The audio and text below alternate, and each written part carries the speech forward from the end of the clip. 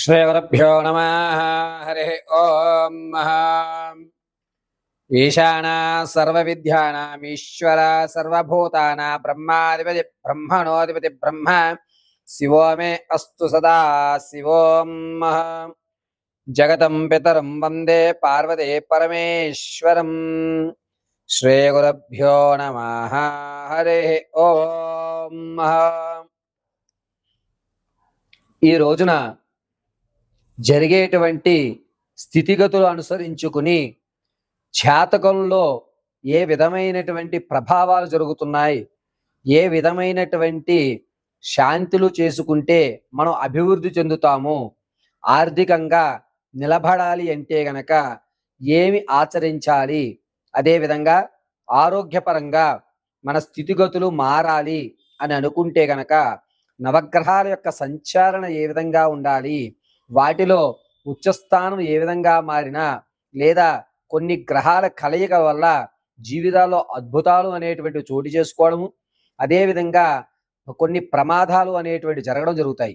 ఇటువంటి విషయాల్ని మనం తెలుసుకుని పరిహారాలను తెలుసుకుని వాటి గండాల నుంచి పక్కకు దూరడం, వచ్చేటువంటి అవకాశాన్ని చేదిక్కించుకోవడం వంటి కార్యక్రమాలు చేస్తూ ఉన్నతమైనటువంటి స్థితిగతులు పొందుతూ అనుకున్న ప్రతి కార్యక్రమం దిగ్విజయమయ్యేలాగా మార్చుకోవడానికి హిందూ ధర్మయుక్తంలో తెలిసినటువంటి ఒకే ఒక్క ఆయుధము పంచాంగము.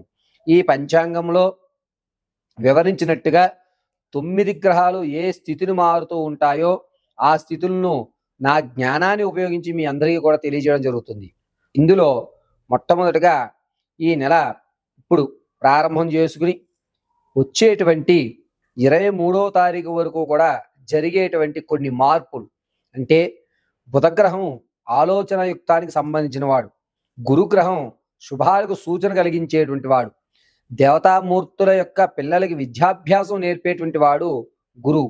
అటువంటి గురుగ్రహము ఈ బుధుడితోటి కలయిక జరగడము, అది 23వ తారీఖు వరకు ఏ విధమైనటువంటి ఫలితాలు ఇస్తాయి ద్వాదశ రాశుల వారికి అనేది ఇప్పుడు తెలియజేయడం జరుగుతోంది. శ్రీగురుభ్యో నమః. హరి ఓం. ఈశానా సర్వవిద్యానామీశ్వర సర్వభూతానాం బ్రహ్మాధిపతి బ్రహ్మణోధిపతి బ్రహ్మ శివో మే అస్తు సదా శివోం. జగతం పితరం వందే పార్వతీ పరమేశ్వరం. హరి ఓం.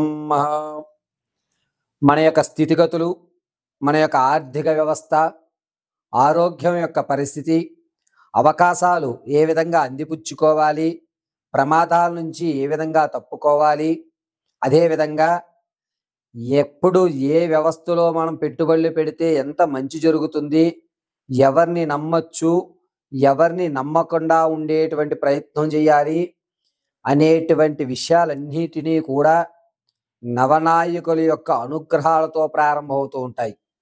ఇందులో ఒక్కొక్క గ్రహము కూడా తను సంచరించేటువంటి దిశను బట్టి, తాను ఉన్నటువంటి స్థానాన్ని బట్టి, రాసులు మారేటువంటి విధానాలను బట్టి చక్కగా మన యొక్క జాతకంలో మార్పులు అనేటువంటివి సంభవిస్తూ ఉంటాయి.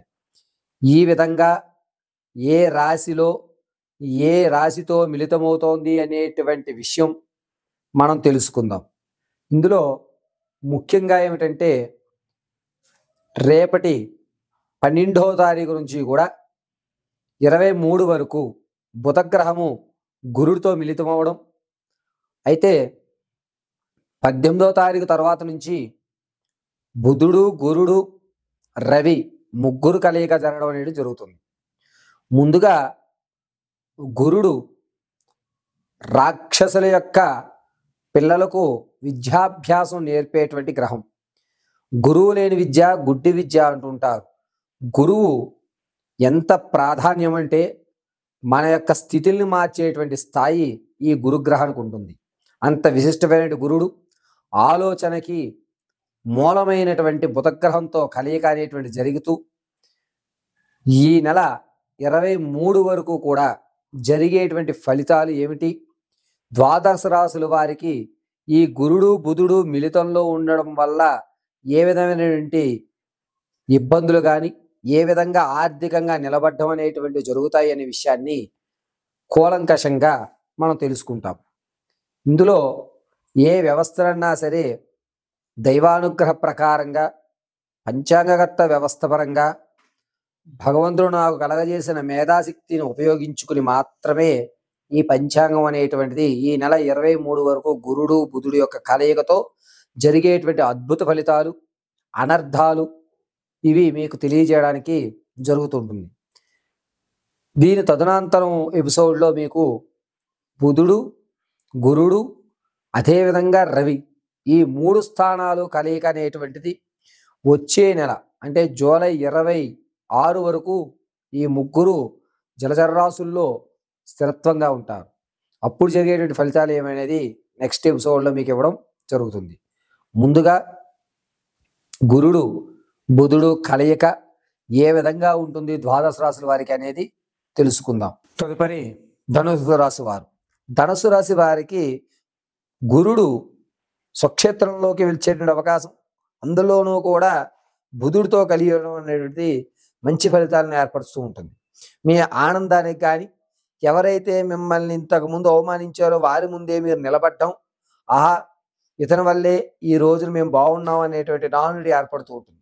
అంతేకాకుండా ఏ సమస్య కన్నా సరే పరిష్కారం నీ దగ్గరే దొరుకుతుంది అని చెప్పేటువంటి అవకాశం ఏర్పడుతుంది. ప్రఖ్యాతులు అంటే ఖ్యాతి గౌరవం రెండూ కూడా పెరుగుతూ ఉంటాయి. మీ దగ్గర ధనం నిలబడడం అనేటువంటి జరగదు. అయితే ధనానికి ఎప్పుడూ కూడా వెసులుబాటు చూసుకుంటూనే ఉంటుంటారు. అయినా సరే మీ మొహంలో ఏదో తెలియనటువంటి తేజస్సు అనేటువంటిది 20వ తారీఖు నుంచి ప్రారంభం అవుతూ ఉంటుంది. దీనివల్ల మీరు ఆకర్షయుక్తులు అవుతుంటారు. మీరు ఎప్పుడైతే ఆకర్షయుక్తమయ్యారో ధనం మీ దగ్గరికి వస్తుంది, కానీ దాన్ని ఏ విధంగా ఉపయోగించుకోవాలి అనేటువంటి విషయం తెలియదు. ఇంతకు ముందు ఉన్నటువంటి కోర్టు వ్యవస్థలు ఏవైతే ఉన్నాయో అవి తీరేటువంటి అవకాశం లేదు. అవి ఏ విధంగా అయితే అలాగే ఉంటాయి. విద్యార్థులు ఎవరైతే ఉన్నారో వీరు విదేశానికి వెళ్ళేటువంటి అవకాశంలో ఇబ్బందులు పడుతూ ఉంటారు. నమ్మి మోసపోయేటువంటి అవకాశం కలుగుతుంది. 26వ తారీఖు వరకు కూడా విద్యార్థులు చాలా జాగ్రత్తగా ఉండాలి. అంతేకాకుండా ఎవరైతే సినీ రంగంలో కానీ రాజకీయాల్లో కానీ ఉంటారో మీరు మీ స్థాయిని అదే విధంగా ఉంచుకుంటారు తప్ప మార్చుకోవడం అనేది జరగదు. మిమ్మల్ని నమ్మిన వారిని మీరు ఇబ్బంది పెట్టకుండానే చూస్తూ ఉంటారు. మిమ్మల్ని నమ్మి పై అధికారులు మీకు ఒక ప్రాజెక్ట్ కానీ ఒక పని కానీ అప్పచెప్పడం అనేటువంటిది 25వ తారీఖున జరుగుతుంది.